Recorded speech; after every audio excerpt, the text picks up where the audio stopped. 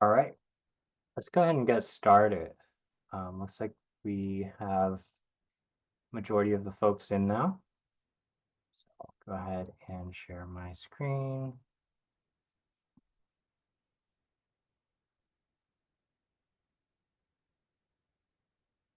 All right, can folks see my screen, my slideshow? No, Aaron, not yet. Hold on, might be sharing the wrong screen here. Let's see. Go. How about There now? you go. We Yeah. can see it now. Okay, awesome. All right, welcome everyone to our second advisory group meeting for the Consumer-Owned Utility Clean Energy Implementation Plan Development. For our agenda today, we'll review the CEIP or Clean Energy Implementation Plan rules. We'll give an overview of the draft guidance. We'll discuss feedback and then talk about next steps. So before we dive into business, let's just do a quick round of introductions. Your name, preferred pronouns, organization, and favorite home recipe.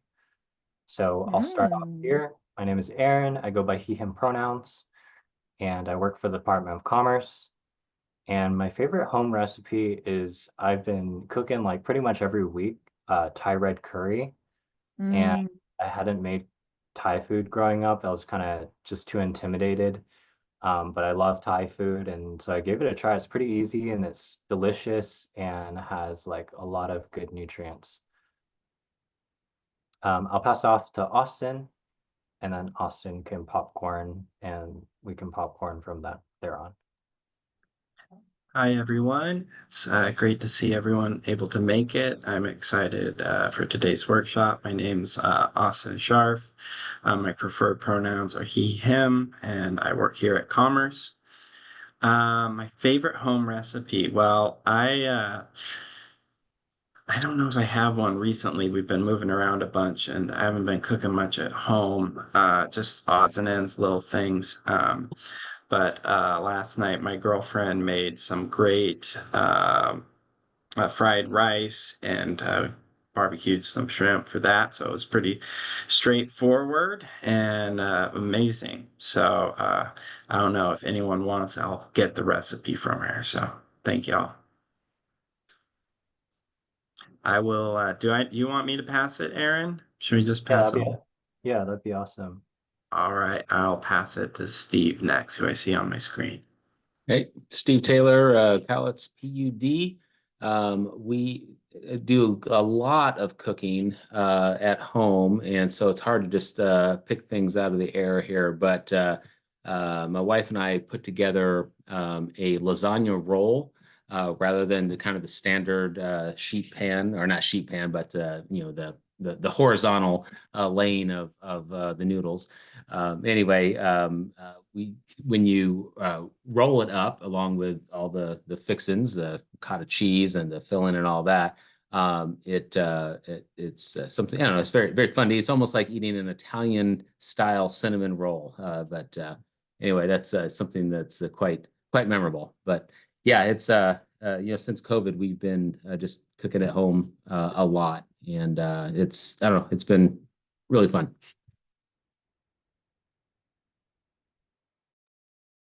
Awesome. Why don't we have Gracia go next? Yeah. Hi, everyone. Gracia Lenes. I use she, her pronouns. I'm with Seattle City Light. I think only because I made them yesterday and I prepped so I can make them the rest of the week. They're flautas, chicken flautas. So it's basically like a taquito, but a million times better. Yeah, so it's very simple. Yeah, it's rolled with chicken and you just kind of pan fry it. And then you put the fixings on top, which is traditionally cheese, lettuce, sour cream is what we usually, and then we put this like broth, like use the same broth that you cook the chicken in, and then you add some tomato to it. So it's a little bit tomatoey, and you just put it on top. So it's kind of like wet. it's different. It's not very, it's not like it's the way we, part of Mexico that my family makes it from. So it's one of my favorite dishes. So I will be eating it like for dinner, probably till Thursday, which I'm really excited about. And I will popcorn to Nicole. Hi, I'm Nicole Hughes. Pronouns are she, her. I'm with the public generating pool. I don't know if I have my own favorite home recipe. I am a big sort of like proponent of meal order kits. We're Blue Apron customers here, and I enjoy not thinking about what I'm going to eat for the week. So that's my plug is if you're a busy household and you find meal prep to be a chore, that kind of just eliminates one element of it. So oh, and I guess I'll popcorn over to Charlie. Hi all. Thanks, Nicole. This is such a fun icebreaker. I haven't heard this one before. All of the recipes so far sound very yummy. My name is Charlie Thompson. I use she, her pronouns. I'm a policy associate with the Northwest Energy Coalition. Hopefully you guys can still hear me. My headphones are making funny noises to me. Okay. My partner is vegan, so I do my best to follow a vegetarian vegan diet, but I was actually going to share a recipe that my mom makes because it's like when I break my flexitarian habit is when she makes something called Kahlua pig. It's like a tender shredded pork dish. But other restaurants have tried to make something like as good, but for whatever reason, hers is always the best. So it's like a Kahlua pig with rice and cabbage or something like that. Um, and I will pass to Tara.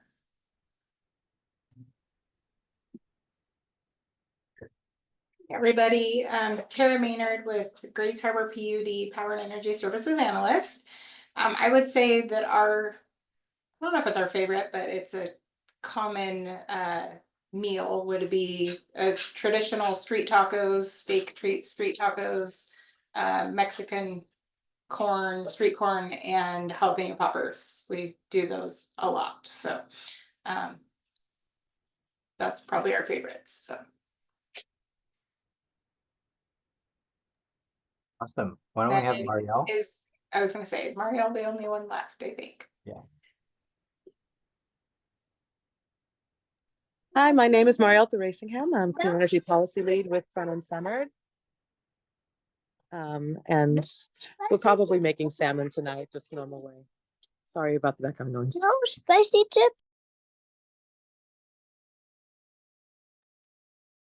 I think they want spicy chips though. Okay.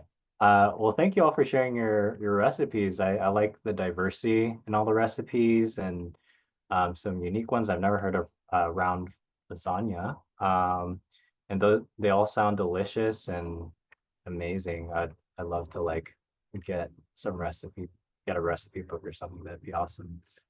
All right, well, we'll move on to our next item. It's the review of the rules. So really quick before we dive into the guidance, just a refresher on the rules for the Clean Energy Implementation Plan.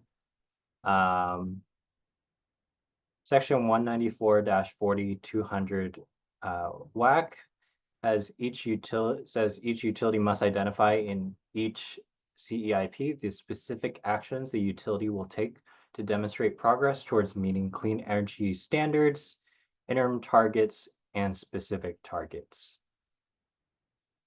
Clean energy standards refer to the utilities must be meeting all retail sales of electricity to Washington retail electric customers. It must all be greenhouse gas neutral by January 1, 2030, or 100% non-emitting or renewable by January 1, 2045. And if there are specific actions that a utility can take during the current CEIP period to help them comply with the 2030 or 2045 clean energy standard, those should be named in the CEIP. Then there's interim targets. So utilities must propose interim targets for meeting the clean energy standards mentioned previously. These are the periods prior to 2030 and between 2030 and 2045. The CEIP must establish an interim target for the percentage of retail load to be served using renewable and non-emitting resources during the period covered by the CEIP. Then there's specific targets. These refer to energy efficiency, demand response, and renewable energy. In terms of energy efficiency, Energy Independence Act qualifying utilities, that's utilities with 25,000 or more customers in Washington State, would assess energy efficiency potential using the rules established in the Energy Independence Act, or EIA. A non-EIA qualifying utility must establish an energy efficiency conservation target using the conservation methodology established in the EIA, or a reasonable utility level proportion of conservation potential assessment prepared at a regional or multi-regional level. So this could be at the Bonneville Power Administration level or the Northwest Power Conservation Council level. And then for demand response, each utility must assess and pursue all demand response resource that is cost-effective, reliable, and feasible.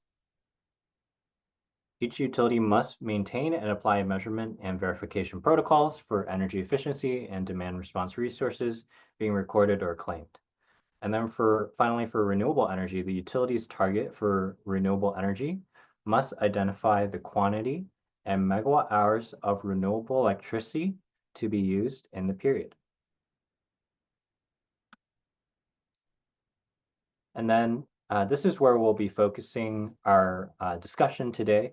So this section of the WAC, specific actions to ensure equitable transition. It says that each utility must identify each highly impacted community and its designation. So the highly impacted communities is identified by the Department of Health, and it identifies census tracts that also are partially in Indian country. And the utilities must also identify vulnerable populations through a public process. So the image on the left is the Department of Health's Environmental Health Disparities Map, which identifies highly impacted communities. The image on the right shows the 16 American Community Survey US Census variables that are used by the Center for Disease Control to identify vulnerable populations. And this is just an illustrative example. It's not necessarily factors or variables that utility has to use. So with vulnerable populations, again, the factors and variables are determined through a public process with stakeholders. Additionally, the rules provide many more details. It says that utilities must report the forecasted distribution of energy and non-energy costs and benefits for the utilities portfolio of specific actions, including impacts resulting from achievement of the specific targets. The report must include one or more indicators applicable to the utility service area and associated with energy benefits, non-energy benefits, reduction in burdens, public health, environment, reduction in costs, energy security or resiliency, developed through a public process as part of the utility's long-term planning for the equitable clean energy transition provision. They also must identify the expected effect of specific actions on highly impacted communities and vulnerable populations, the general location and estimated cost of each specific action, and if applicable, how it will be governed by, serve, or otherwise benefit highly impacted communities or vulnerable populations. And the utility must also discuss how they'll reduce risk to these populations associated with the transition to clean energy. And then they also must describe how the specific actions in the CEIP are consistent with the utility's integrated resource plan or clean energy action plan.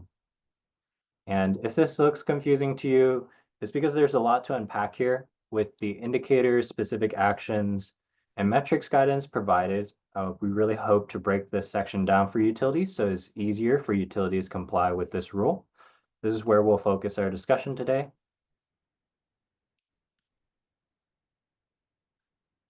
So an overview of the draft guidance. I'll give a quick overview of this draft guidance that I provided via email. It will go over indicators, metrics, and specific actions. Let me unshare my screen so I can share document. Just a quick show of hands. How many folks had an opportunity to review the materials before this meeting? We have Charlie, Nicole, Steve. All right. And awesome. Cool. That's helpful just to know like how familiar folks are. So I'll adjust my presentation based off that. About half of you had an opportunity to review.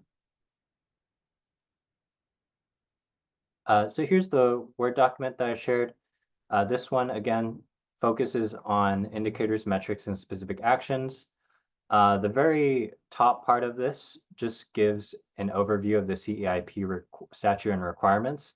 So it has a section reference and the relevant link to the statute or rule that's being referred to as a short name of the requirement and as a description summary.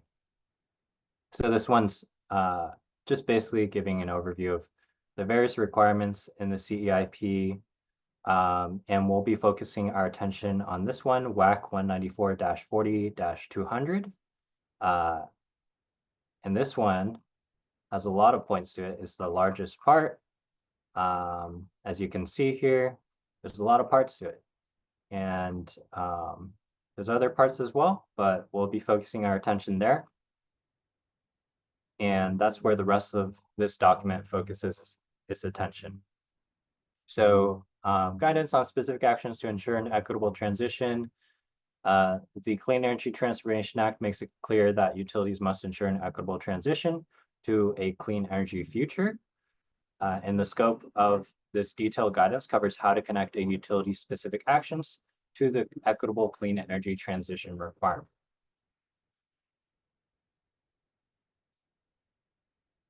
And just double checking, people can see the Word document, right?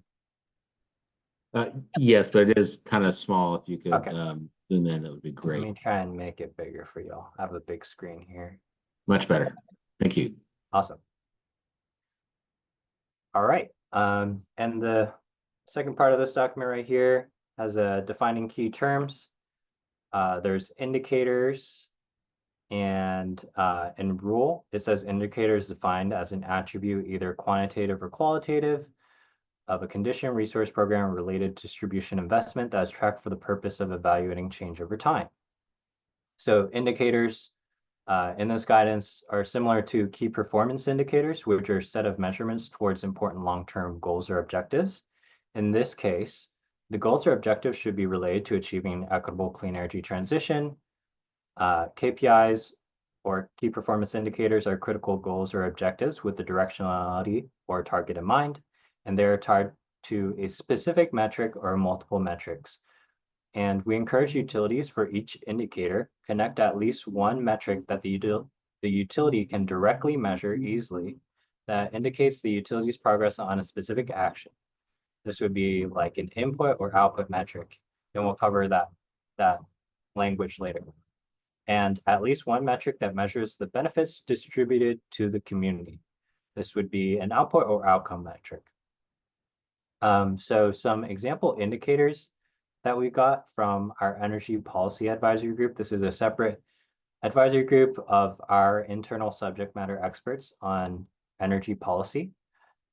They came up with example indicators such as improved community health outcomes, reduce greenhouse gas emissions, increase grid resilience, improve access to reliable clean energy, increase investment in community economic development, increase energy affordability for households, improved home comfort and community health, decrease frequency and duration of outages, increase in and access to quality jobs, and increase participation in utility programs from highly impacted communities and vulnerable populations.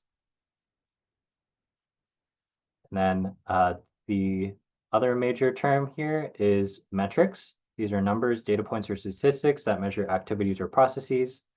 And there are three major types of metrics that we use in this guidance. There's input metrics. These refer to resources that will be dedicated to or consumed by a program or specific action, and the utility can directly control these resources. Output metrics measure the direct progress of program implementation or specific actions. These are the tangible and intangible products that result from program activities or results. An example is peak demand from demand response programs. Outcome metrics refer to data that is collected to assess the extent to which expected outcomes have been achieved.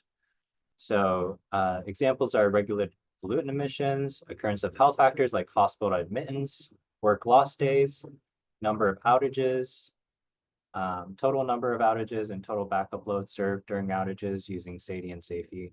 So outcomes are the changes in the community or system expected to result from a program or set of specific actions. And then specific actions are what the utility and its staff will do with their resources to accomplish the relevant goal or indicator of success. And we provide some guidance here for a good specific action that could be described. It starts with a verb, an action that the utility will take, and try to avoid vague verbs such as support, consider, or think about. Describe a mechanism or lever for affecting change. For instance, what will the utility conduct? Will the utility conduct a new pilot study or provide certain incentives for demand response? Indicate what will change compared to the status quo or how the action will move the needle to meet planned goals or targets. And define the scope of which the action will affect. So we have an example here. And we have it grouped under commercial rebates for lodging. And this was taken from Puget Sound Energy's Clean Energy Implementation Plan. And the specific action is develop an incentive for hotel and motel customers to retrofit their heating and cooling systems to increase the efficiency of existing commercial lodging buildings. So here I highlight the various parts that were recommended that make a good specific action. It provides a good scope. It provides a mechanism or lever for affecting change. It talks about what the status quo is and how it will move the needle. And then there's also the logic model and theory of change. Some of you all might already be familiar with these terms, logic model and theory of change. Just a raise of hands on Zoom. How many of you all have heard of a logic model or theory of change before in strategic planning?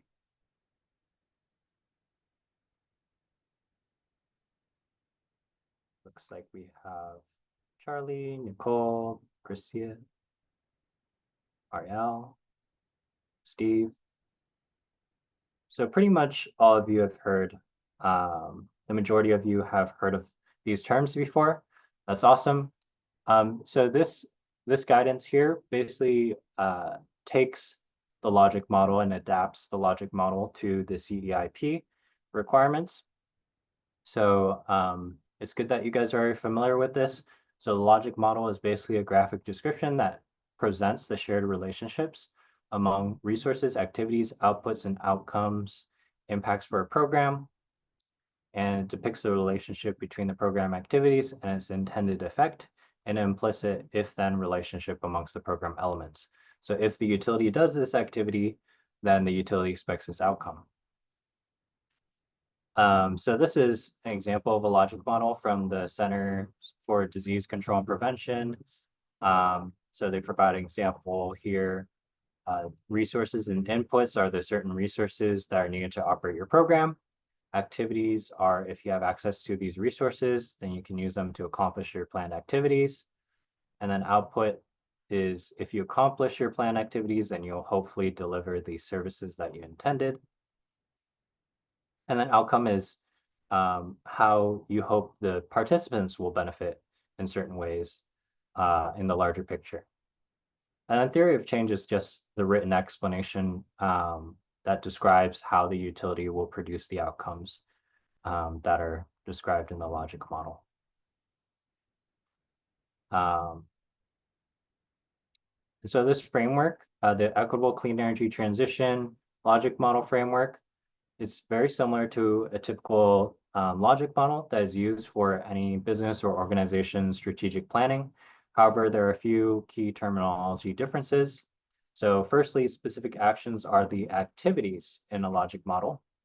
And then indicators are similar to the goals in a logic model. So it's not shown in this graphic, but goals would typically be above all of this. So it would spread across all of these boxes here. So indicators are similar to the goals in a logic model, and then input, output, and outcome metrics correspond to the same things in a typical logic model, but we recommend utilities provide measurements or metrics to be able to demonstrate progress over time.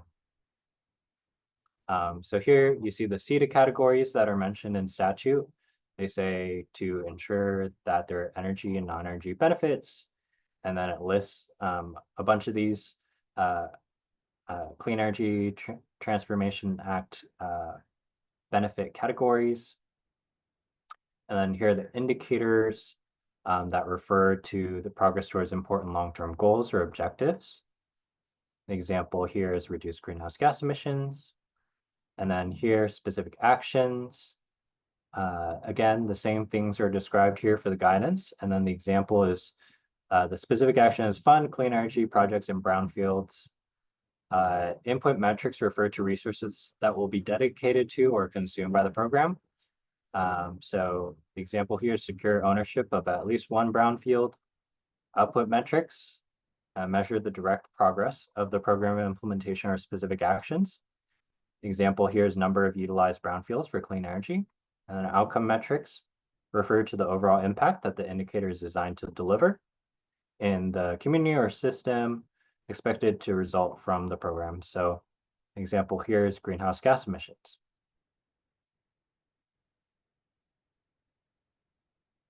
So now that we have all of the key terms defined, and there's some guidance given on how to apply those key terms.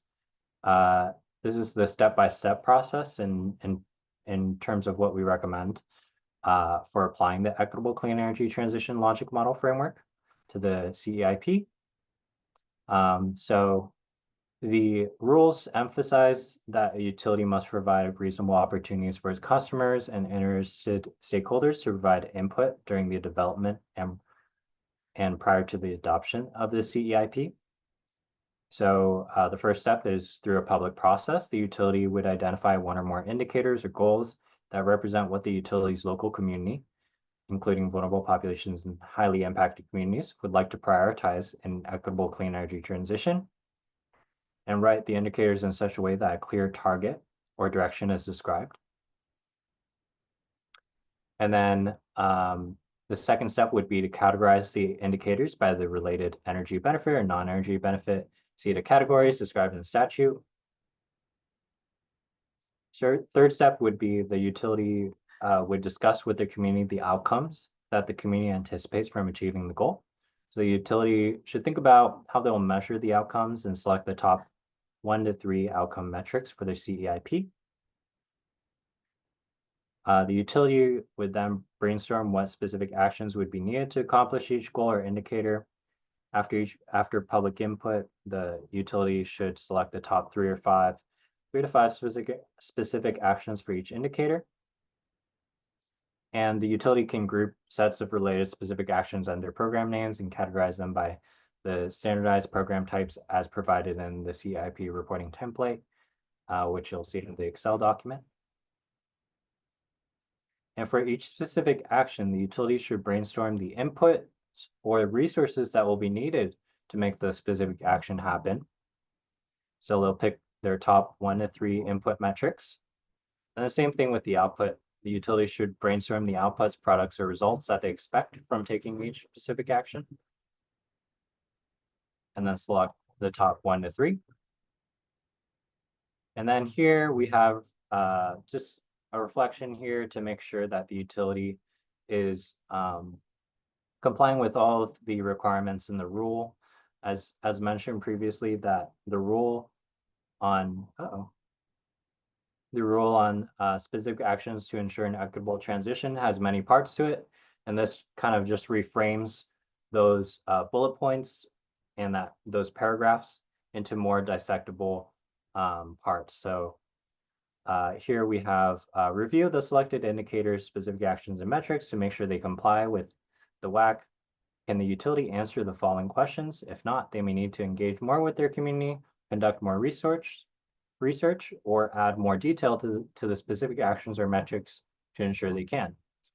So this is referring to the WAC requirement right here. What is the forecasted distribution of energy and non-energy costs and benefits for the utilities portfolio of specific actions? In other words, how will the indicator and its associated metrics look differently across the service territory in 4 years after taking the specific actions? The other thing that the utility has to consider is what is the expected effect of each specific action on highly impacted communities and vulnerable populations? How will it benefit or serve these highly impacted communities or vulnerable populations? What are the risks? How does the utility intend to reduce these risks? What is the general location, timing, estimated costs of the resources used in the specific actions? What resources will be located in highly impacted communities or vulnerable populations? How are the specific actions consistent with the utilities resource plan and clean energy action plan? How have the public comments shaped the specific actions, indicators, metrics, or other elements of the CEIP and the utilities supporting integrated resource plan or resource plans as applicable? What reasonable accommodations has the utility provided to reduce barriers to public participation? So that's the draft guidance on specific actions to ensure equitable transition. And I have some discussion questions for you all. Let's see.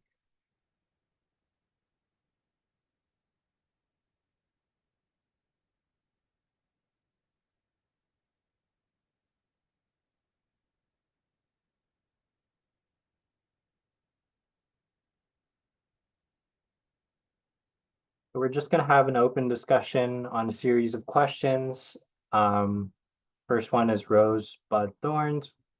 What do you like about the guidance and what is really helpful? So we'll just have an open discussion. Feel free to unmute yourselves and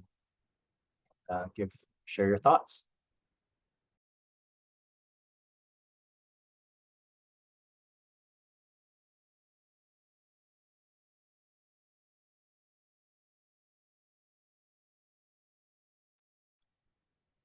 I see Nicole raise her hand.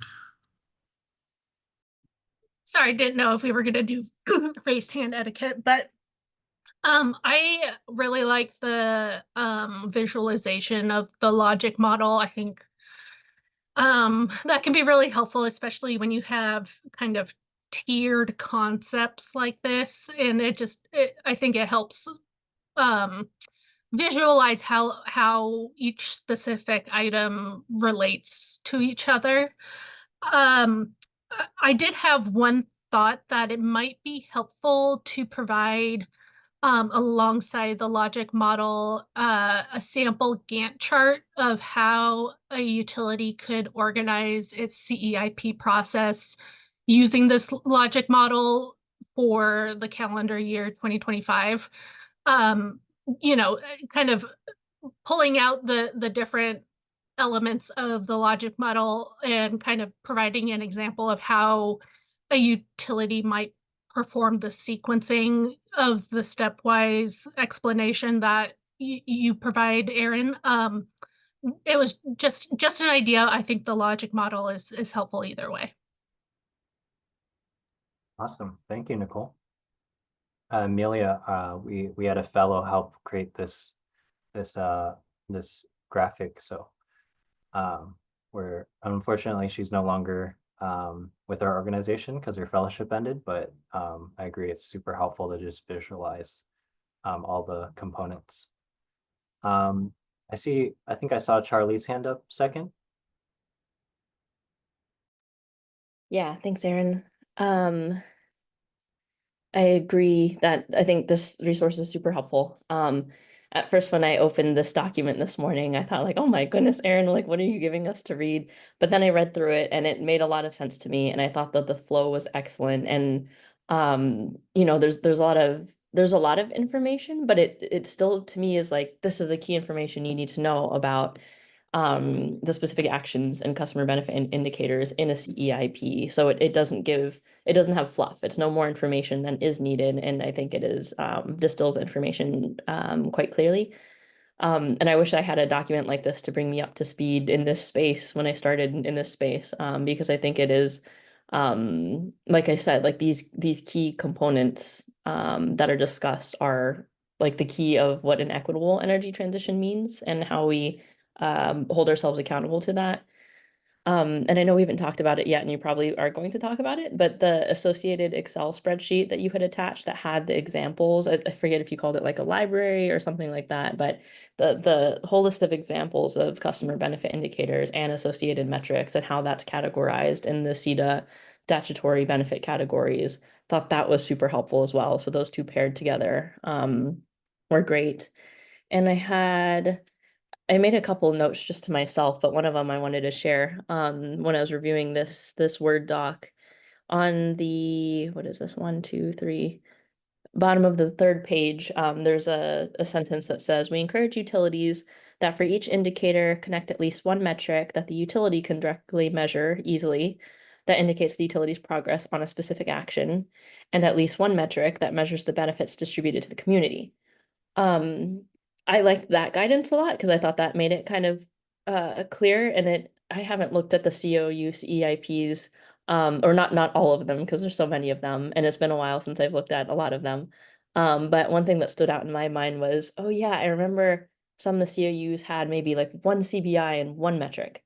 And I thought that this guidance was helpful in pushing towards like, well, we can think about it beyond that, like more holistically, because there are things that we want to measure that aren't just related to reduction of costs, but there's also reduction of burden and health benefits and environmental benefits and things like that. So ideally to me, like I would have made this sentence that we encourage utilities to have at least one CBI and one metric for all of these CETA statutory benefit categories. And that's probably up for discussion, but that was just one thing that I noted. So overall, like I like this, and I thought it was easy to follow.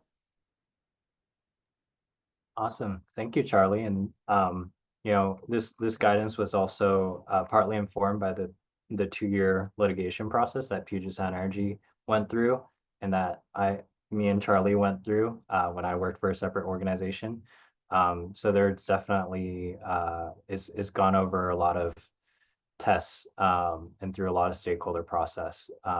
And I kind of took that and adapted it to strategic planning, and so it's definitely I'm glad it's clear and there's not too much fluff, and that is helpful. Good to see you. Yeah, similarly, this is great. Applaud the efforts. As someone who wasn't around for the first iteration of the CEIP, I find this like so easy to read and accessible, and like really appreciate the examples that are in here, because I think just from like just conversations with my colleagues who were around in developing the 2022 CIP, it was I think there's just a lot of from my understanding, just confusion. So I think this is really helpful. I want to echo, I think it was like Nicole's ideas around like a Gantt chart. I think that'd be really cool if possible, especially if utilities are planning to like, which Seattle City Light is like, to overlap the IRP with the CIP process and development. I like giving an example of like for folks of like, hey, this is a potential how you might be able to like, leverage both opportunities and not have to, like exhaust community 2 times for, the same kind of like engagement and questions you're going to ask them. So yeah, that would be my only plug, but outside of that, this is great. And yeah, really appreciate it. Awesome.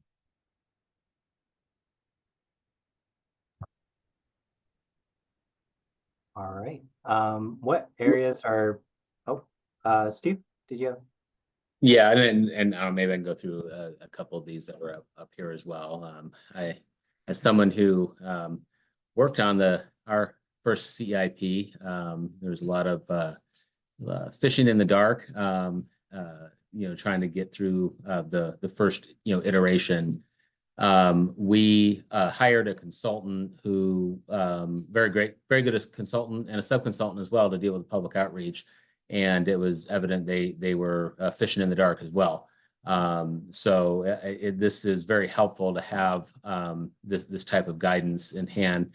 I guess the one thing that I would caution, well, first, I like the concept of the logic model. I definitely like the spreadsheet if you can take from the menu and say, okay, we have programs that kind of want to fit into this. So especially for like smaller utilities who don't have the staff or aren't planning to use a consultant, they could just draw from the spreadsheet and then just kind of go down the path as it's laid out. So I think that would definitely be helpful. One thing I would just note that for the number of for the number of indicators, the number of actions that you use, I think what we did find out is that the less you have, the fewer items that you have to provide to the auditor when they come audit you on your CEIP. On one point, it's like, all right, we want this kind of aspirational document that then kind of outlines how utility is going to deliver these particular benefits. And you can do that all in goodwill and good faith, and then you run into the auditor at the end of the process, before you know it, you're providing hundreds of documents based on how did you support this, how did you do that. So that's one thing to keep in mind about how intricately involved we want to get into this process. But I think you've done a great job here in getting this going, and I'll save more comments for a little bit later. Thank you, Steve. Yeah, there are suggestions about a Gantt chart. I'm curious if there are utilities are there examples of utilities that have kind of like figured out how to make this super efficient? I think that would be my initial thought, is like, which utility can I reach out to that I can use an example of, or would be willing to like be kind of the golden star example. So if you know any, that might be helpful for me, because I'm not sure how the utility planning process looks like in terms of their timeline and what their procedures are like. And I think a real world example, if that's what you want, might be the most helpful. Thank you for your feedback on that. I'm just curious if someone could think of a utility that could provide something like that for us. I can go back to our membership and ask folks how they approached it. I think one of the kind of complicating factors is that every utility is on a different planning cycle. So no two utilities are doing their IRP at the same time necessarily. So there might be a smaller percentage of folks who were doing an IRP update in 2022 than not. But I can go back and ask if there's some real world experience that we can point to. Something tells me that Snohomish and Tacoma maybe have off year cycles, or maybe it's just one of the two. But like we just released our latest full 4-year IRP a month or two ago. So we're going to go through what this process. What year is this? New one starts in 26. Is that correct? Yeah. 22 through 25. So yeah, 26. So then we'll be going through the IRP update in 26. So following the CEIP, the next CEIP that's coming up. On the public input side, Cowlitz did do a series of focus groups. Again, I can tell you we did some extensive outreach, and it was very difficult to pull folks together.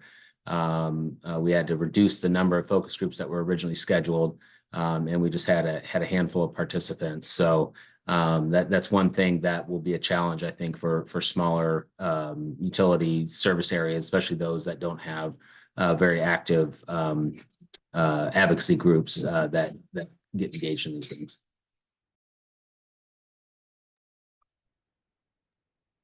Maybe this is something we'll have to consult with utilities about, like what a timeline would look like. And there might be utilities with different types of timelines depending on their size or their timing. So thanks for offering to help on that.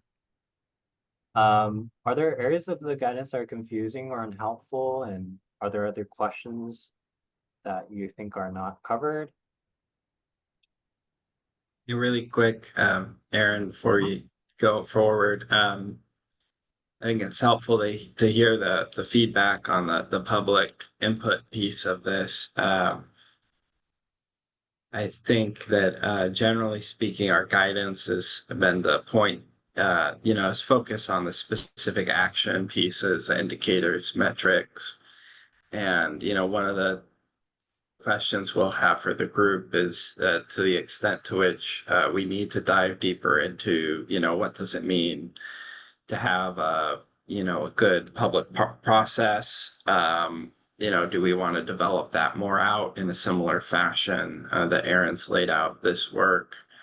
But as it stands now, the guidance is not at all fleshed out on what the public process should or could look like. So just throw that out there real quick. Now back to the regular agenda. Yeah, and yes, as some of you mentioned, the public process might look very different between utilities. The timing might look very different. So yeah, that is a question about how useful will it be for utilities if there are a lot of differences to have like a timeline, and the public process might be very different as well. And that could be a scope question: is do we want to spend our energy on that? But yeah, so the next set of questions is what areas of the guidance are confusing or unhelpful, or what other questions do you have? Do you folks have thoughts on this?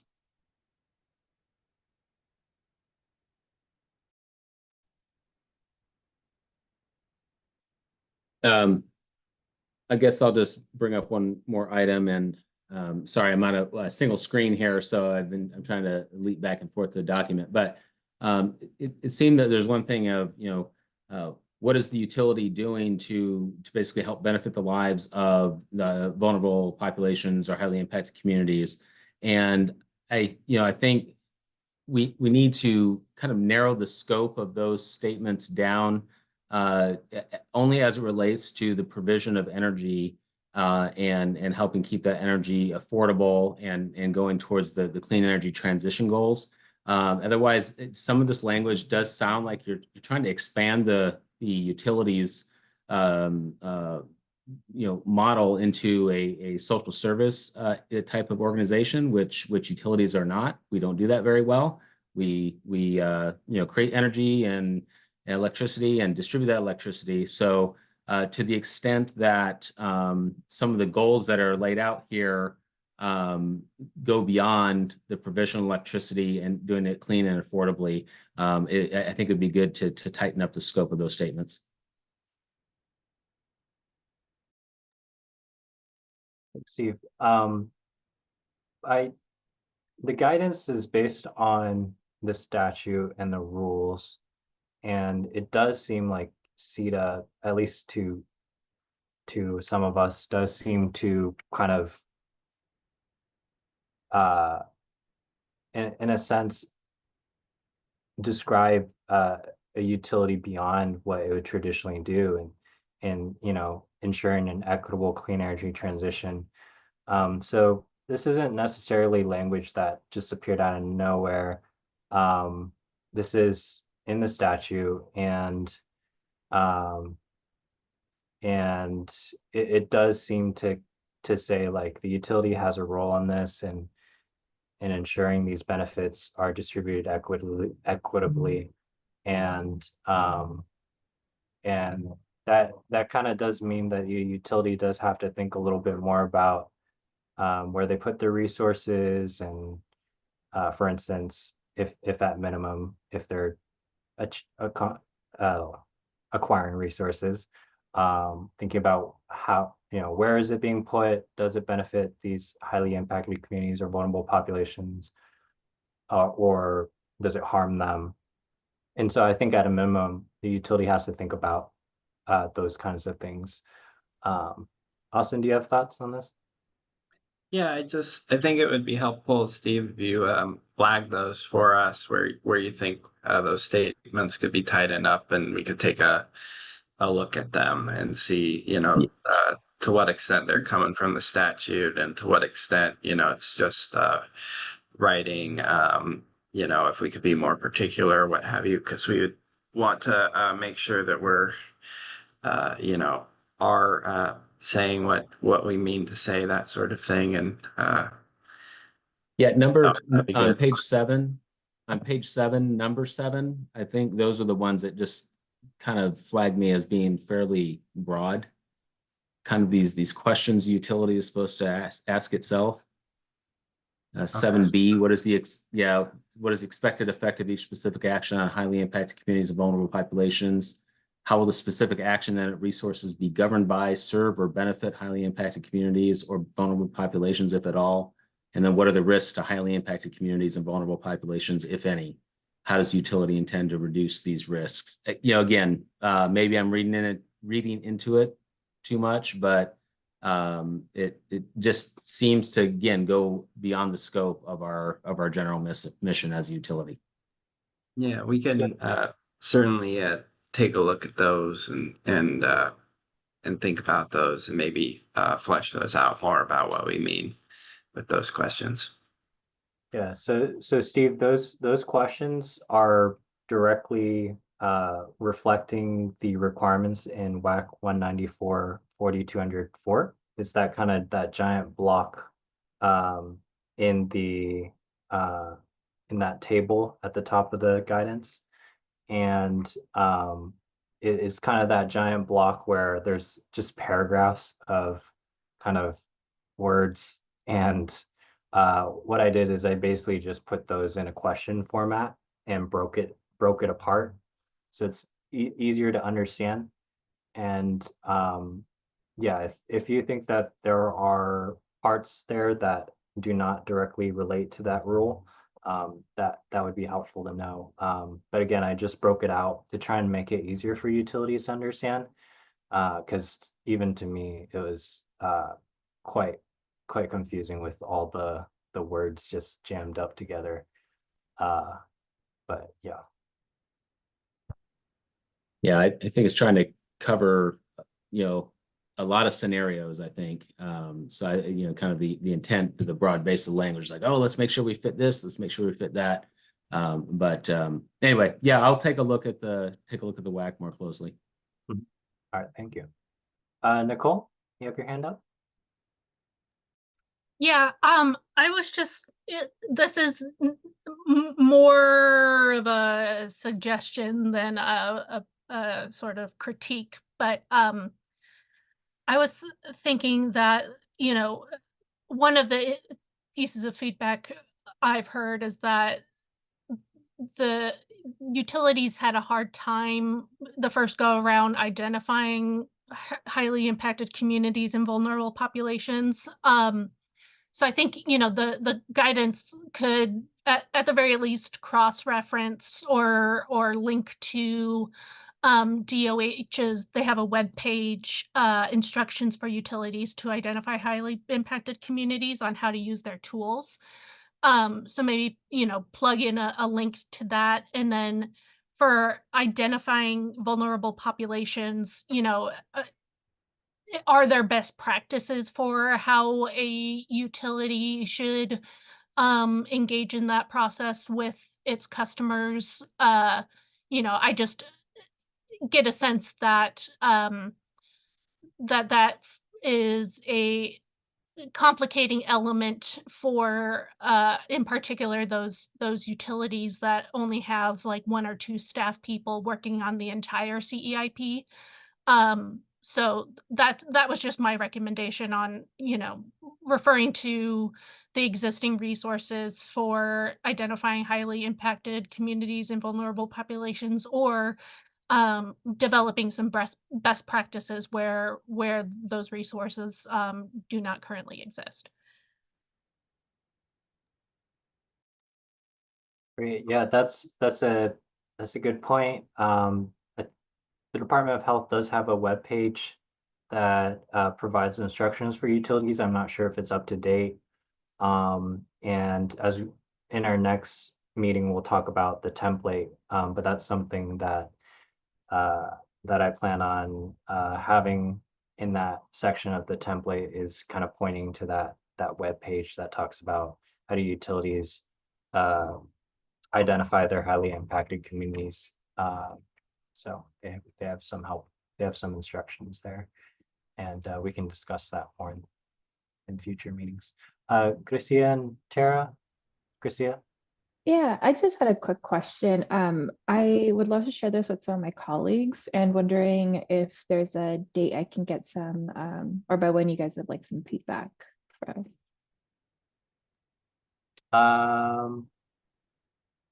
Maybe before our next advisory group meeting next month. That might be helpful. So we have that'll give us some time to implement the feedback. So I think our next meeting will be sometime in mid or late October. So maybe in a couple weeks or so. Perfect. I was thinking of asking October 11th, so seems like that might be a good. Yeah. Thing. Okay. Okay. Thank you. Tara?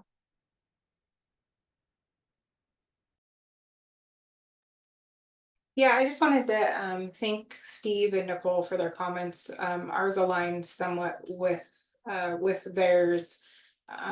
Where we find difficulty as a smaller utility, I mean, yes, we have a number of customers, but we are the majority of highly impacted communities and vulnerable population here in Grays Harbor. And so where we find difficulty is we only have like, well, there's 2 of us, but really it's like an 1/8 of what we're required to do for our daily chores. So managing the CEIP and all of the things that are required with the limited staffing. So the more guidance, kind of like Nicole said, having easy instructions on where to find certain information. One of the other things that we've been thinking about, the fact we've switched products with Bonneville Power Administration and gone back to a load following customer. So we are not required to do an IRP anymore, at least not a full. We're only required to do a cover sheet because our entire load will be served by Bonneville.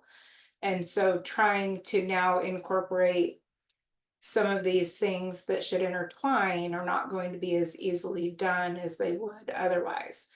And maybe having some guidance for several of the utilities that are in Washington who are going to be served solely by Bonneville, who does not have a requirement to meet CETA. You know, what path are we going to be going down, and how do we fulfill this requirement, given we aren't in control of what resources are necessarily put to our load. And so just things that we might want to consider for some guidance for those utilities that are going to be filling out a CEIP that are considered full requirements customers by Bonneville. Not that we have to meet them, I understand that, but you're going to have a lot of utilities that are going to be facing the same struggle.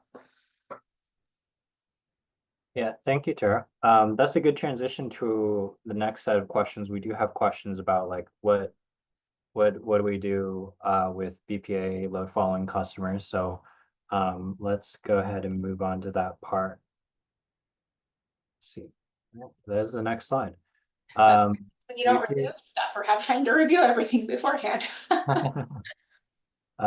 This question is, should we give more specific guidance for BPA load falling customers or customers that are already in compliance with the greenhouse gas neutral and conservation and efficiency standards? So it sounds like from Tara, yes. But I'd like to hear from folks if they have suggestions on like what that might look like. Yeah, so I'll open the floor.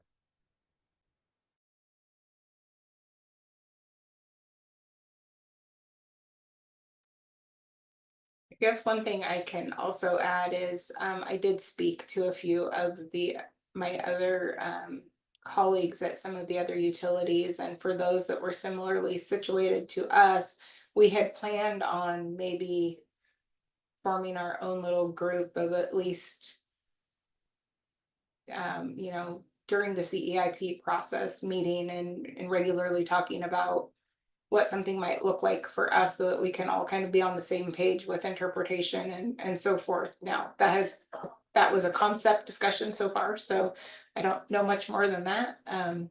But we appreciate any guidance or recommendation or thoughts that the other utilities have, because again, we're coming into this, the first CEIP. Yes, I was involved, but we came in at the tail end about a month before it was due, and we've just been treading water without a director here for a majority of that time. We now have one in place, but so I appreciate anybody's guidance or recommendations.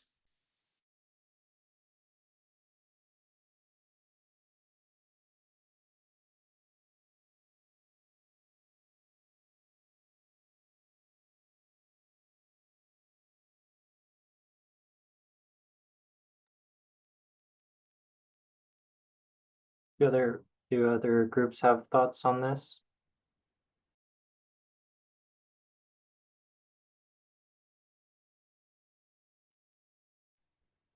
Aaron, this is Charlie. I have maybe an unformed thought.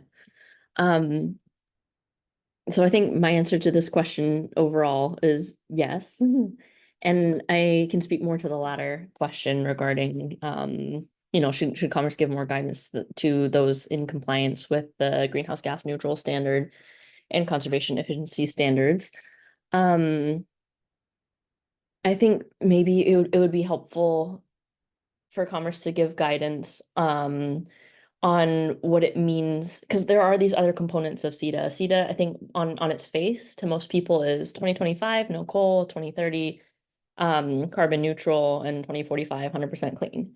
But as we've already talked about, I think a key part of CETA that stands out from other states' clean energy laws is that it has this energy equity component that says that people or that all communities should face and receive an equitable proportion of burdens and benefits, and it shouldn't be one over the other. And I think that maybe guidance there, which it is kind of overlapping with what we've already talked about, but guidance on what it means to meet CETA, even if you've already met GHG standards and energy efficiency standards would be helpful. So that's kind of saying, oh, what have you done?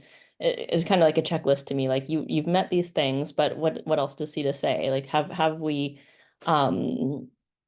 ensured that the benefits and burdens are equitably distributed among these communities, and have we set our DER, demand response targets, and what are we doing to achieve those, and have we laid out a clear set of specific actions? So it's more than just meeting that GHG target, I guess is what I'm saying, and making that kind of clear, I think could be helpful.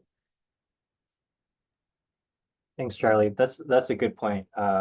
When it comes to demand response, that's an area that BPA wouldn't be covering. That's something that these customers would have to take actions on, and then they could talk about the equity component there. And so their scope is a little more limited, but they can still talk about demand response. And then you mentioned the 100% clean by 2045. I don't know if there are BPA customers that are taking actions towards moving finding a way to get to that 100% clean, because BPA is not 100% clean. But if they are taking actions there or moving BPA there somehow, that could be something they could discuss, perhaps in their CEIP, if they're taking some actions in that area. So those are some good ideas there. Steve, you have your hand up? Yeah. I mean, I think it's important to know, and again, Callis is not a BPA load filing customer, and we do our own energy efficiency program, and mainly because of our industrial customers, we've been able to really exceed our CPA targets, and add energy efficiency wins for the entire region.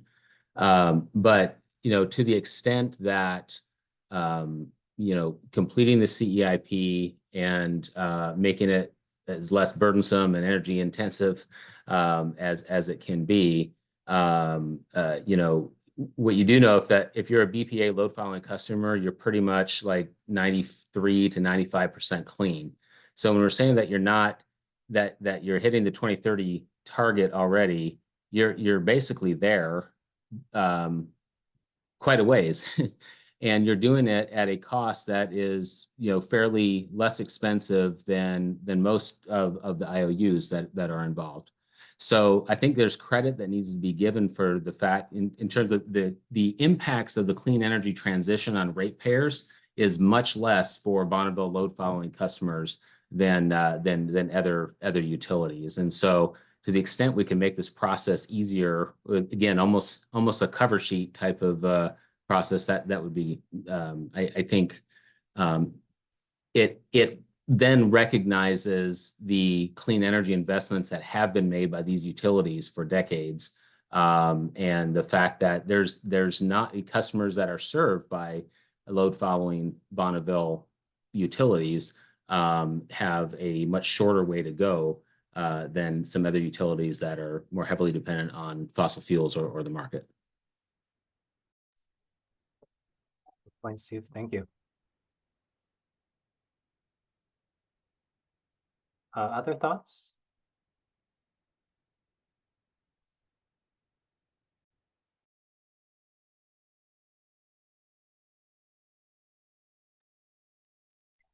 Sarah, you have your hand up. I'm not sure if that was. Yeah, no, I just wanted to thank Steve, and yes, I would agree wholeheartedly with what he says about us load following customers being closer to the mark than others, but the other sections, as Charlie mentioned, of CETA that are required under the law to meet is where we are going to struggle, because while we are close to that, as far as measuring the impact to our highly impacted communities and vulnerable populations, and having some of these technologies in place, such as a demand response program. We've done demand response studies, and unfortunately right now that's not something that's in our purview, because we don't have the technologies in place to be able to do that effectively. And it's not anything, even if we sell all of our carbon credits, that is not going to get us even the amount of money we would need to put that technology in place per se.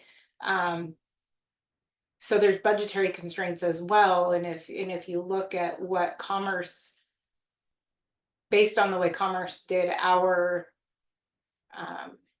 2030, 2050, the methodology used to determine what our funding goals should be, in our opinion, is not a reasonable number. And so when you have those budgetary constraints, you have the staffing is limited, that those are the pieces that we are hoping that there will be some guidance from Commerce, much like has been discussed here today, that will help these smaller utilities that are similarly situated as us figure out how we're going to do this when we don't have the budget to hire more staff. We don't have the budget to put some of these technologies in place that are going to be required and needed in order to have some of the metrics and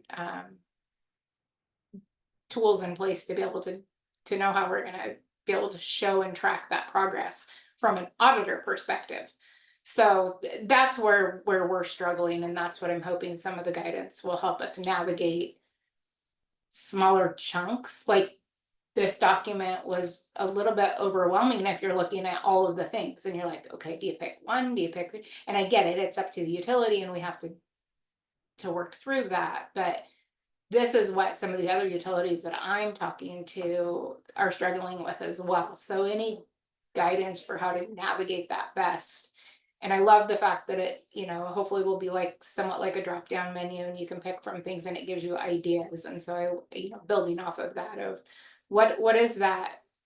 You know, I don't want to say you always want to meet the minimum requirement, but there's going to be some utilities that need some help just to meet the minimum requirements. And so anything that can help make it not seem so overwhelming for many of the utilities that are facing one person or half a person or a third of a person that's doing all this is going to be really good. So I'm looking forward to really diving into this and getting some good feedback later, but for now, that's kind of my initial thoughts. So thanks everybody for their comments so far. Well, thank you, Tara, for that. It sounds like you have like a focus group of BPA customers. I wonder if maybe if we come up with a different guidance or template that's more simplified that we could like run it by you and your focus group. But yeah, that's just an idea. Thank you for that. And let's move on to the next question here. Okay. Scope of specific actions. Do we want utilities to indicate that an action is part of an existing program or a new one that came from the CEIP planning process? I guess this is just like a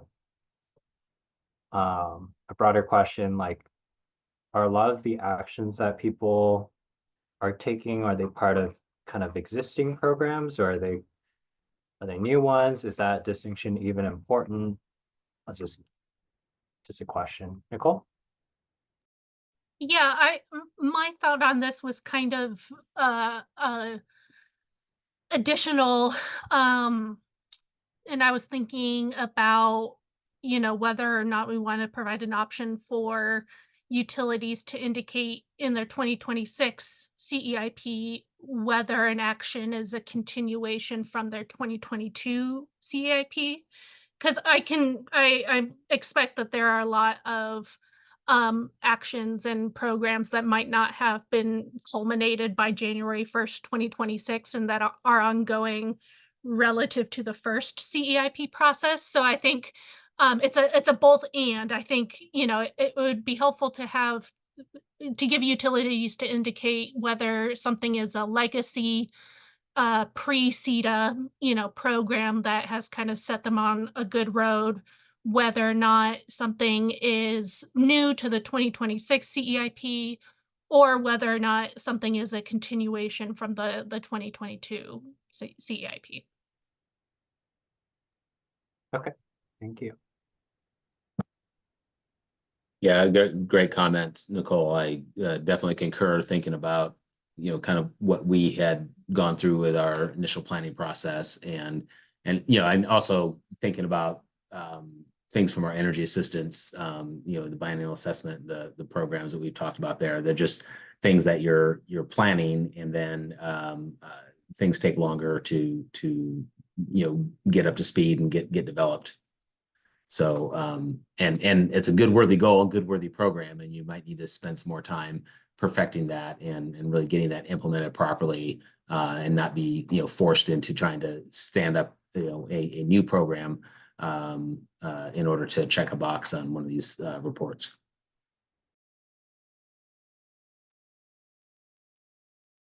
Okay, thank you. Yeah, I think with this question, I was trying to get at like, you know, is this helpful for audience members or like the public or even for utilities to be able to separate like, okay, here's a new program, here's an existing program.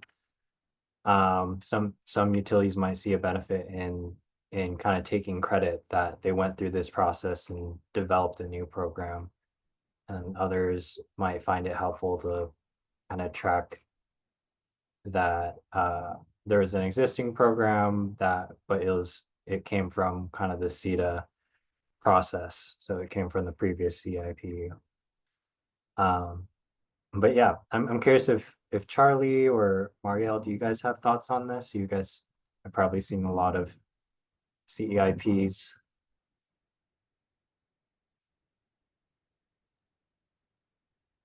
Aaron, I'm kind of struggling with this one. I've been trying to think of examples like to put it into context because that might make it easier, but honestly, maybe example by example, it kind of changes like how we would answer this question. I guess my thoughts were that I can see it being helpful for the utilities because I think it'd be easy to, or it would be helpful for them to just note and track like what existing programs are doing, what changes they make to those programs, what new things or actions or programs or pilots are coming from this drive to advance CETA. I don't necessarily think it needs to be in a CEIP. It could be helpful, but I guess I wouldn't spend a lot of like my own energy trying to differentiate these things. But if the utilities are talking to the auditor and they're trying to explain like what specific actions they've done or how they've advanced CETA in the current CEIP implementation period, I can see it being helpful for them to at least have on hand, like this is what we've done in this past CEIP, and like yes, these things did come about because of the CEIP process, or these things we're planning to make changes to these specific programs, whether or not CETA existed. Yeah, maybe that's internally helpful, but I don't think I have a super strong opinion on whether or not it needs to be in the public CEIP. Thanks, Charlie. Neither do I have a strong opinion on this one. It does not matter if it's new or old. I think as much as it matters if it's performing. And that's true for basically everything. And that's why this legislation is there. It's like, where's the performance? And then how do we kind of nudge that along? And so showing, and that I think could be more discretionary on the part of the utility and part of their internal tracking. But demonstrating that you're doing something new or something like, look at this new thing that came out of the planning, that alone has no value. It only has value if that process is leading to the outputs that are kind of required in the legislation that are agreed upon as being kind of valuable for the clean transition and the equitable transition. So yeah, not no strong preference for a requirement here. Yeah. And as Charlie mentioned, like there could be value, but that would probably be more utilities, like on the utility side. And additionally, frankly, utilities and the keeper of the record, of the archivist of this whole clean transition project, to know what is going on and when and how and why. Not every single detail, but kind of crucial details that help us learn what are the best practices, what are the lessons learned. And some of those details are kind of what is emerging from like improved planning processes, and then what is actually just an improvement on kind of prior existing kind of programming and internal design and architecture of how to be more effective utilities in both operating and customer serving and law complying. So it's not essential for reporting, I'd say, but it is valuable to have a sense for purposes of kind of learning and wanting to improve upon how the law acts and then how utilities are themselves improving. Well, this is helpful because hearing from the utility perspective, it sounds like it might be helpful internally, but then from kind of an outside stakeholder perspective, maybe not as important to outside audiences. So maybe not something that might be helpful for a public-facing CEIP, but internally for a utility, of course, it might be helpful to make sure they're tracking whether there's a new program or existing program and kind of how they're building upon an existing program or new program and whatnot. And it sounds like the metrics might be more important here, where they're kind of thinking about like, what are the actions that have actually been taken and what are the outcomes and outputs that have come out from these actions. So we'll move on to our next question. Should the guidance advise on what not to include as specific actions? We heard some thoughts from the previous meeting on examples such as continuing being a BPA customer, maintain existing contracts, or implement energy efficiency. So what are your thoughts on that?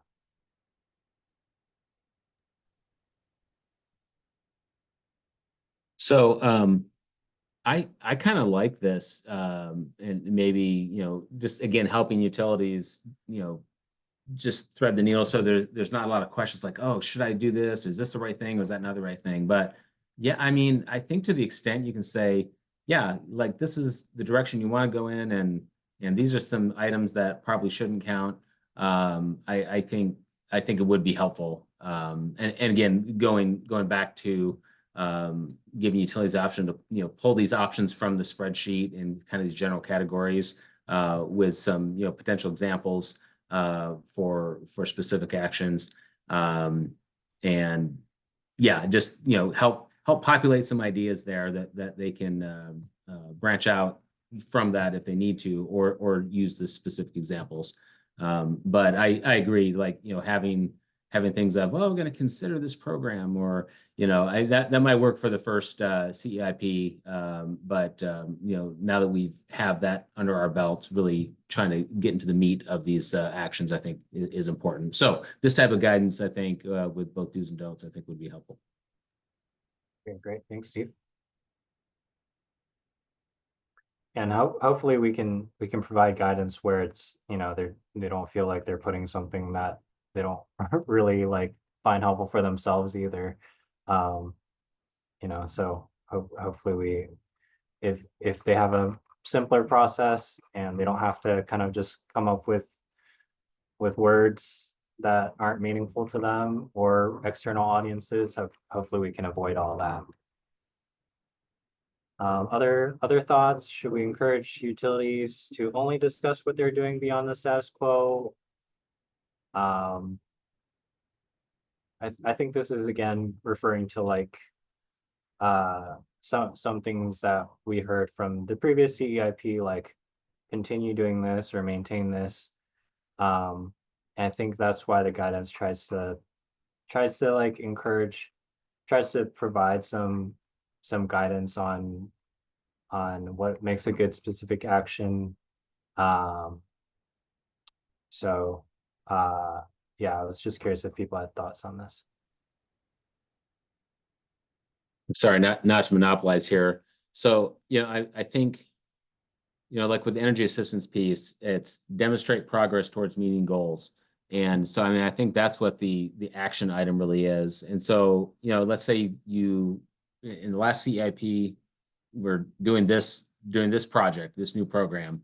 But it's something that you want, you know, to continue to make your primary focus. If, you know, if you want to do that again, maybe the action item is, you know, increase funding for, or increase resources for, and then you're kind of laying out the logic model.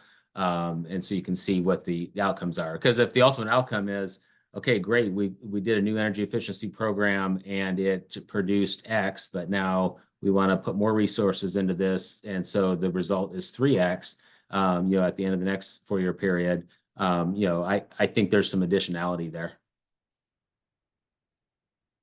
Yeah, thanks, Steve. And I'm curious if, you know, that's a good example of a utility seeing progress and maybe trying to come up with an action to improve that progress. But I'm thinking about examples where utility might see good progress and be like, okay, we'll just maintain that budget. Like, do we want to see something like that? Like maintain that maintain the budget for that program at X level. If you had a utility that, let's say they're just gonna keep doing the same old, would they have to fill out the specific action, but that feeds into the indicators and the metrics and everything else. And so wouldn't if you said, continue to be a BPA customer, like that would break down somewhere along that theory of change. And so maybe the guidance here is that if you, are choosing something that is maintains a status quo, that you're going to likely, that's going to break down as you go through the process of setting your indicators and metrics. Contrasted with, let's say the specific action is to increase outreach to BIPOC communities. And I could see somebody listing that, multiple times, multiple CEIPs. And then what you would expect to see is maybe not a change in the specific action, but the change in like the metrics, or maybe not a change in the metrics, but the expected outcomes. For instance, we're going to reach out to 10 community organizations in our service territory, and the next CEIP is 20. You could see growth there and have a similar specific action, but it wouldn't be the status quo. You'd be changing the metrics, but the specific action would probably remain the same. So maybe there's some guidance here around saying, if you choose something like this, we can catch the top 3 offenders in terms of specific actions. Maintain this, and we say, okay, so we could run some examples and be like, basically, if you follow the guidance, it's probably going to break down somewhere, and you're not going to end up with the result. You'd be better to spend your time doing something else that fits into the theory of change model, which is, I think, what the statute is overall going towards. So I don't know if that maybe helps answer this question, where we're not just, ruling people out from doing certain things or having to think of all the different examples, but showing the way in which the theory of change and the logic model might spit out a, you don't want to do this at the end if you keep, going down this particular path. But there are alternatives, and there's lots that utilities can do in their different situations. Even if they're just slight tweaks, the law definitely allows for those slight tweaks. So.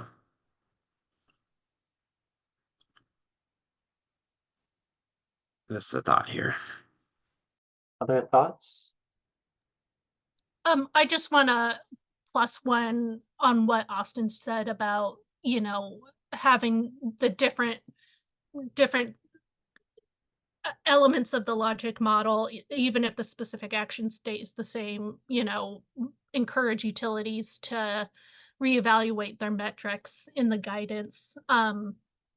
Because kind of like what I said earlier, I can see a situation where, in 2022, a utility set up a new program, it's up and running, and maybe they have some, output and outcome metrics by 2026, but they don't have all of them yet. So maybe, there's an incremental move in the 2026 CEIP toward an additionality in some of the metrics that are still outstanding, but not a wholesale sort of revolutionary reevaluation of what is otherwise a nascent and potentially successful, program or action. Okay. Yeah, thanks for that. That's a good point, that utilities might be working incrementally still towards the same things year over year. And it might be more the metrics that change. And maybe what I'm thinking about more is like the BPA customers, like if they're doing stuff like continue being a BPA customer, maybe there's something we can do to just reduce the workload for them so they don't have to list that as a specific action for something, or so we can just simplify the whole reporting process. But yeah, okay. Well, we'll move on to the menu of ideas here. We have a few questions for that. And I'll share my screen so you guys can see what I'm referring to. Just a show of hands, how many folks had a chance to review the menu of ideas Excel sheet?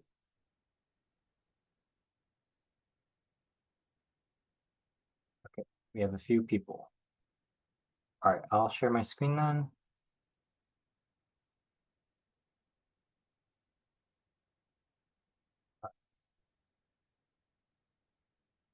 So this is just a menu of ideas. Again, we had an energy policy advisory group, and we went through a mural board process over the course of a month and asked them for examples of specific actions, metrics that utilities could use. And so these are just examples. They might not be specific enough for your utility for you to actually act on. So again, you'd have to customize these to your utility. So the first tab here, the first spreadsheet here is indicators and forecasts. And so here are the example indicators that they came up with on the first column. This is the relevant CETA category. So improve health, community health outcomes is a public health clean energy transition category. And some examples of specific actions a utility could take to improve community health outcomes is to establish air quality goals for all generation facilities and implement tracking reporting system with an online dashboard. They could fund an ongoing grant program for existing health program or initiatives within utility service territory. They could partner with industrial customers and community to fund testing of hydrogen combustion and share air quality data. And then some relevant outcome metrics is NOx emissions, nitrous oxide emissions from power generation in highly impacted communities and vulnerable populations. There's nitrous oxide emissions that could come from hydrogen combustion. So this outcome metric would help ensure that, as we're replacing these baseload generation plants with hydrogen combustion generation plants, hopefully we are actually improving the nitrous oxide emissions in these communities and not increasing it. And so we're being mindful about where we're placing these facilities and monitoring the emissions. Another outcome metric is occurrence of health factors like hospital discharge. I'll run through one more example here. So increased grid resilience is an energy security or resilience category benefit. And an example is develop pilot program using hydrogen as long duration energy storage. Another specific action is deploy distributed dispatchable carbon-free storage resources. Another example, specific action is investing microgrid and backup energy storage. Projects focus on resilience in tribal or rural communities that have frequent outages. Outcome metric could be outage duration. Another one could be outage curtailment. Another outcome metric could be demand response need avoided by use of clean energy storage resources. This was an interesting suggestion, is that some subject matter experts were kind of like, well, we see demand response as having more demand response as being positive, but avoiding it could be a good metric as well if we have more resources and don't need to curtail people's energy usage. And the number of customers who have access to clean emergency power. And so those are just a couple examples of indicators and the relevant specific actions and outcome metrics. And then over here on the far right, we have one of those questions that came from that big paragraph in the rules. It says, how will the indicator and associated metrics look differently across your service territory in 4 years after taking your specific actions? So this kind of goes to that forecasted benefits and burdens question that's in the rule, and it just rephrases it in a way that it's a little easier to understand and phrase it in a way that you can point to the indicator and metrics, what you're going to be looking for going 4 years later into the future. So that's indicators and forecasts. The second spreadsheet tab here takes all the specific actions that were listed here, and it just lists them here in the second tab. And then the long description is blank, but a utility could add more details here. This idea is just for being able to identify them. The resource category refers to the 3 main resource categories under specific targets. So under specific targets, they have language in the statute about the resource category. So that's energy efficiency, demand response, and renewable energy. So if it doesn't fall in those 3 categories, there's another category that would be related to like air quality and health, for instance, or this one's industrial decarbonization. And then program type is kind of like just these broad categories that we came up with. And they're just broad categories for programs that we could standardize across utilities, but then utilities can list their own unique program names for each of their programs here if they want to group their specific actions that way. And then there's input metrics. So these are the resources they'd be putting in and kind of just measuring what those are. So like dollars invested each year or number of grant applicants as an example. And output metrics are the direct results that they anticipate from that program. And then these last rows again, these last columns again are going through those questions. So for each specific action, a utility would talk about the expected effect on highly impacted and vulnerable populations. The rule asks if it will be governed by, serve, or benefit these populations. What are the risks? Will it be located? What's the general location? What is the timing of the specific action? What is the estimated cost of the specific action? What other benefits? And this last column is what other benefits does the specific action bring that isn't covered by the listed metrics? So this could maybe capture potential benefits that would be too difficult or costly to measure. So if for some reason a utility doesn't have the resources to provide a metric or measure it for a progress report later on, they could list something here or just maybe bookmark it for a future CEIP if they wanted to measure that in the future. So that's an example here. I could run through one example for a specific action. So specific action could be, let's do one around demand response. Let's do this. Implement and compensate new demand response program. It's a demand response per resource category and program type. Input metric is number of residential households with AMI. Another input metric could be number of DR capable water heaters in service territory. Output metric 1 could be megawatt peak savings through DR programs. Second metric could be number of participants. A third one could be average annual household bill savings from demand response program participation. So that's the menu of ideas. And we have some discussion questions here.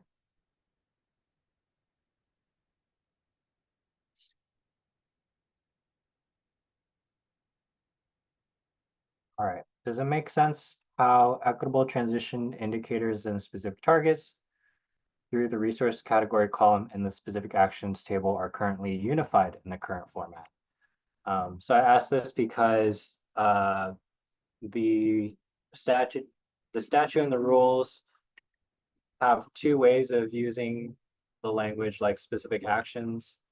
There are specific actions to meet the specific targets, and then there's specific actions to ensure an equitable transition. And in this current format, it's just unified. So there's just a column that says, okay, what's the resource category that this is relevant to? And so that way utilities don't have to write two different types of specific actions. They can just unify the equity and the resource kind of acquisition process. So what are people's thoughts on that?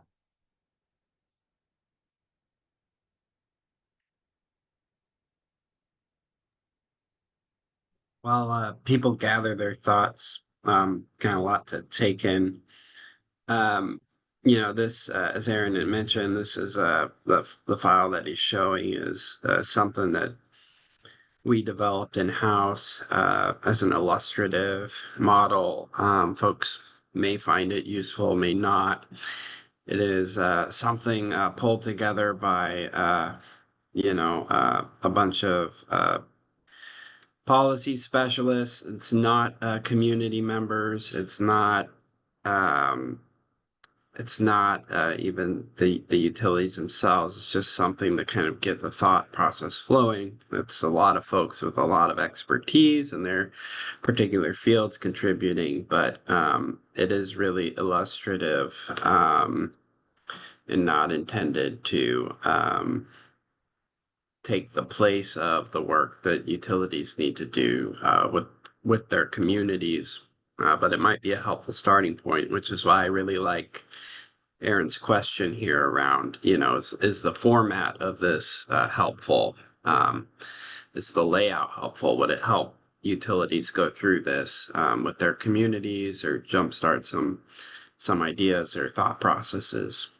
So thanks, Aaron, for your artwork and pulling that together. Yeah, Aaron and Austin, this is Steve. So I do like this spreadsheet. I think it takes a lot of the guesswork, out of completing the report or the plan.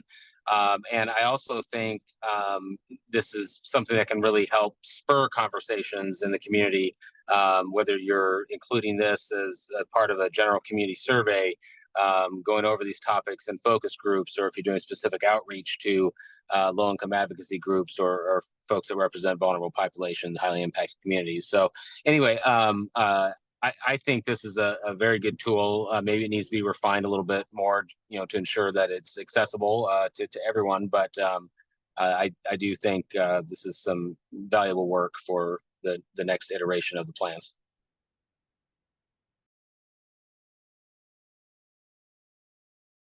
Okay, thank you, Taylor.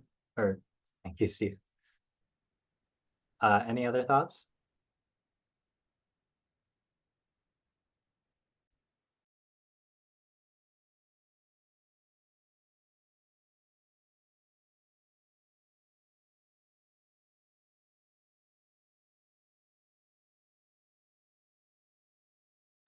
Okay, well, it sounds like folks are not too confused about how the specific actions are unified. So we'll move on to the next question. Does the rest of the layout make sense? Or are there suggestions to improve the format or lessen confusion?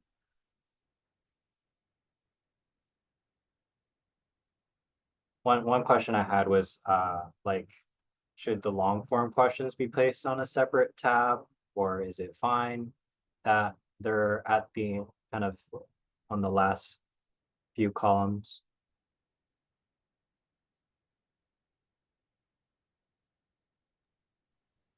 I just, I might, if there's like a cover sheet that accompanies this, maybe point out to folks that, there is something in column T, just I don't know. It's easy to move too quickly and not scroll through the whole spreadsheet for whatever reason. And so I don't see a problem, you know, with having those long form questions be in there. Just kind of make it clear in sort of a table of contents kind of structure, like, you know, what is included on every sheet so that, you know, folks don't get lost. Thank you. Charlie, your hands up. Yeah, I think Nicole just said at the end there exactly what I was going to say, that I was thinking that like a how to use this README first sheet could be helpful. So that's all. I think this is pretty and it's another thing where it's like a lot to look at first, but then as you kind of dig through it more, I think it's organized pretty well. Awesome. Yeah, and again, this is called the menu of ideas because we did have this whole month long we had this month-long advisory group process with our subject matter experts, but we realized that, you know, we had this kind of, we talked about having like a template where people could just drop down and select stuff, but we realized utilities just are so unique in their own ways, and they are so different on their progress on demand response and where they're at with distributed energy resources that that we, you know, it wouldn't, it would be more appropriate to call this kind of like a menu of ideas than a menu of options to copy and paste into your CEIP. And you also have to engage with your community as well. So that's why we wanted to make that clear. And I was curious, should we provide categorizations for answers to long form equity questions or leave it open-ended? This was something that I was contemplating about. I think the long form questions really help utilities think about their specific actions and kind of go through an iteration process. But in terms of kind of standardizing across utilities, I wonder if people have thoughts on that.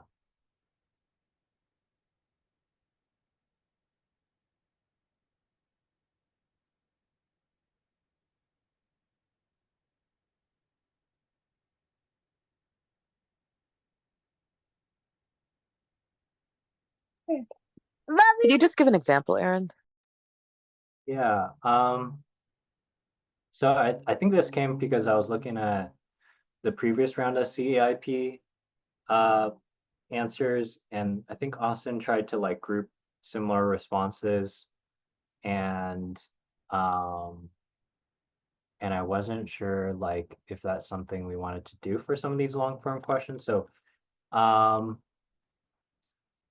I mean, it makes, let's see here what.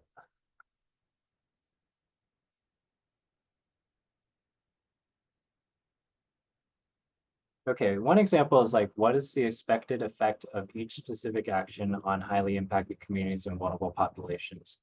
So I've seen some people like categorize the expected effect. So we could be like, oh, it's an environmental effect, it's a health impact, it's a economic impact. That could always be something we could group afterwards, but I was just curious if it would be helpful to like create a category selection for that kind of question on the front end. Like being like, oh, this is an economic effect or environmental effect, you know, environmental health impact or a public health impact. So yeah, is that helpful, Mario? Yeah, thanks. I think if it's not too formulaic, like state all the economic impacts, take all the health impacts, state the environmental, but just supported for the like this is an open-ended question, but you can talk about these things. Yeah. Let people kind of pick and choose or go their own way. Nicole, you have your hand up?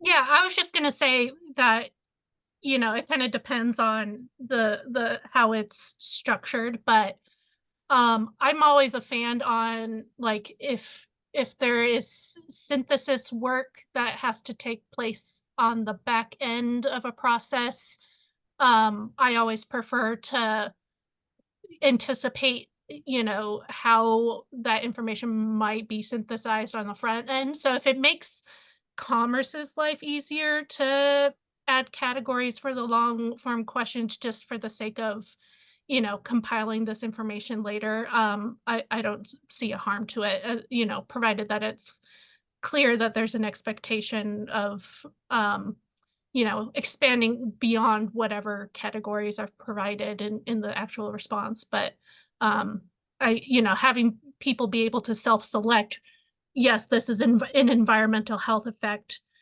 versus commerce guessing it on the back end, seems helpful to me. Thanks, Nicole. Yeah, I think you're getting at the root of the kind of the purpose of that question is it's kind of technical, but it's again, it could be it's helpful for commerce in synthesizing, but I don't know if it's helpful for utilities to be like, oh, like these are the various categories I could think about. And we definitely tried to break things down where we could and provide categories, but I don't know how prescriptive we want to be. Yeah. All right. Well, let's go ahead and wrap up. We have a few minutes left. So next steps, we are planning on having our next meeting in October, review and provide feedback on a draft reporting template. So today you saw the menu of ideas and guidance on specific actions for equitable transition, but it doesn't encompass some of the other aspects of the CEIP, such as identifying highly impacted communities, vulnerable populations, et cetera. And then November, we'll revise it and get feedback on that. And then in December, we'll have a public workshop, review the reporting template, and then we'll have a month-long comment period. And then next year, we'll talk about the performance and compliance reporting requirement. And yeah, that's it. Does anybody have any last questions or feedback? I have a quick question. So I noticed that you were recording. Are you going to share the recording? Because I had a conflict all the way up until about 15 minutes ago.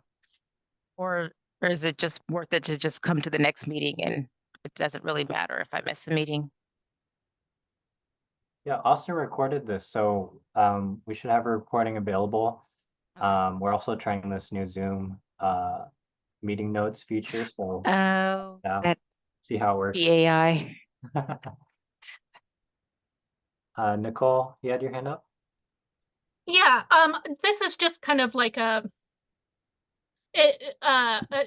gentle ask. I know, you know, as someone who facilitates processes to myself, it can be hard to put things together in time. But I would just say that the earlier you can provide materials before a meeting, the more helpful I know myself I can be in these meetings.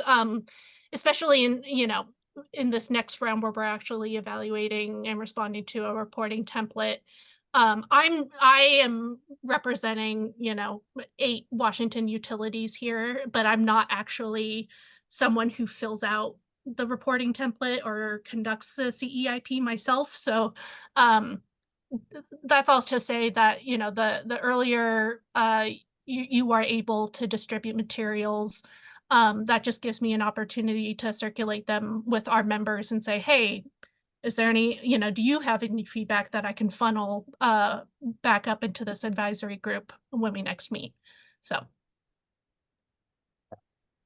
That totally makes sense. And yeah, I've already gotten started on the next reporting template, so hopefully we'll be able to provide that much sooner.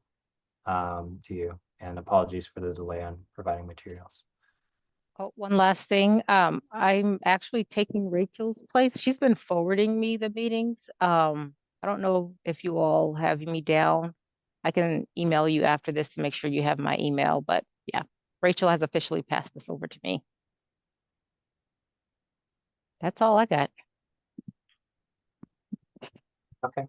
Hey, Thank you. Aaron, do you guys have a sense of the general time for submittal of the CEIP for the 2026 period? I think it was like last time it was January of 22, but I think they had given us some additional time. So I didn't know, is this something they'll be doing in the fall, or we're still looking at that January timeframe?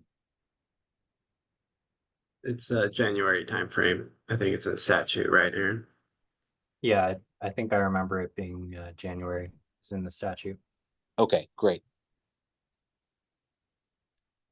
And no, I hear Nicole too, and everybody, and thanks everybody for jumping in, and for Aaron for doing all the work to pull this together today.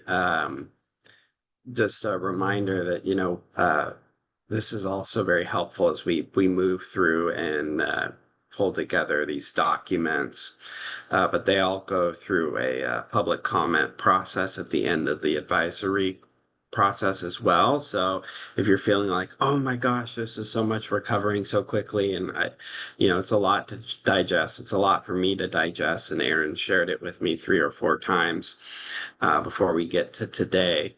There will be another opportunity, a longer opportunity to take the final materials and sit with them, and hope that whether you're Tara, who's working with other utilities in a small work group, or if you're Nicole or whoever you're talking to, you can be great ambassadors, because hopefully through this process you've seen how it's developed and been through some of these conversations, and so you can sit down with the final product and work. Aaron's really good at getting I think, very good drafts out to folks. If most of you, I work in other areas, and I'm a much more messy drafter as we go through the process. And so, but you are aware that things do change, and we tweak things and everything else, as we do with your comments here, and as we'll continue to do as we go forward. So we appreciate you jumping on today, and for the ride, and for your comments and questions. I think everyone had a really great perspective and enlightened us today. So thanks to Aaron for facilitating and bringing this together, and for all you participating with your expertise. So I'll turn it over to Aaron, unless anyone has any other questions or anything else. All right, great. Well, thank you all for attending and for all your great feedback. Have a good rest of your evening. Take care. Bye. Thank you. Thanks.